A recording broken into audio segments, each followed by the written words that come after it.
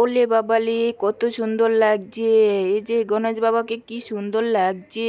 কি সুন্দর শাড়ি পরেছে, ড্রেস পরেছে, লক্ষ্মী মাকে কি ভালো লাগছে!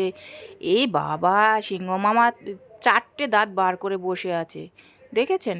এই বাবা, অসুরকে তো একবারে শুইয়ে দিয়েছে দুর্গা মা।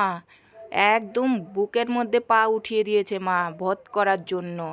এই যে সিংহ মামা, তো 32 দাঁত নেই, চারটে দাঁত বার করে বসে আছে। এই যে দেখো দেখো, এ মার মুখটা সেরকম কিন্তু খুশি নেই, মা কিন্তু একটু এই মুখটা বেজার করে বসে আছে। কার্তিকে যে ঠাকুর, কার্তিক ঠাকুর, সবাই কিন্তু একটুখানি মানে মুখে কোনো হাসি নেই, কিচ্ছু নেই। কিসের জন্য জানেন? এই যে স্বর্গের থেকে পাতালে এসছে, এসে দেখে কতগুলো অসুর রয়েছে। এই অসুরগুলো তো মা বধ করতে পারছে না।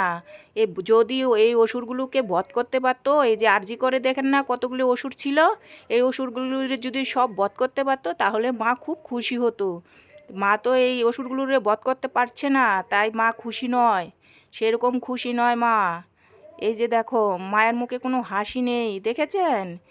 মায়ের মুখে কোনো হাসি নেই, দেখেন ভালো করে।